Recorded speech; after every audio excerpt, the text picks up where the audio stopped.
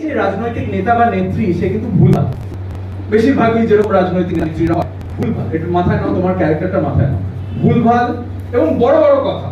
তাহলে তোমার ক্যারেক্টারটা হচ্ছে সবাইকে ভুলভাল জিনিস বোঝানো, আমি তোমাদের সাথে আছি, এবং ওইটাকে তুমি ভেবে নাও যে কোনো আমি কাউকে বলছি না, তুমি ভেবে নাও কার মতন তুমি করবে, তার রেফারেন্স দিয়ে, এই অর্ক গাঙ্গুলি যেমন ছোট মামার রেফারেন্সে সেই রকম একটা রেফারেন্স দিয়ে সেই রাজনৈতিক নেত্রীর র্যালিতে বা ভাষণে বা সভায় বা মিটিং এ তোমরা এসছো, ঠিক আছে?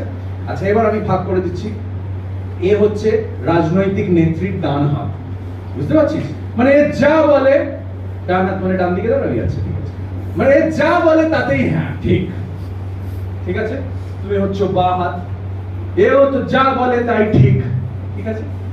তুই তুই তুই তোরা তিনজন রিপোর্টার এসছিস, ঠিক আছে? এই রিপোর্টারটা এরই দলের, ঠিক আছে? এই রিপোর্টারটা মাঝামাঝি নিউট্রাল, আর এই রিপোর্টারটাকে প্লান্ট করেছে এর বিপরীত দল। কথাটা মানে বুঝলি? ঠিক আছে? তার মানে যখন আমি আর কিছু বলবো না, যখন উনি ভাষণ দিতে শুরু করবে, তুই যে প্রশ্নগুলো করবি সেই প্রশ্নগুলো খুব ইজি প্রশ্ন, যাতে কিনা ওর ভাষণের সাথে মিলে যাচ্ছে, মানে যাতে কিনা ওকে গ্লোরিফাই করা যায়। তুই যে প্রশ্নগুলো করবি সেগুলো একে যাতে প্যাঁচে ফেলা যায়, ঠিক প্যাঁচে ফেলা যায়। আর তুমি আছো এই দুজনের মধ্যে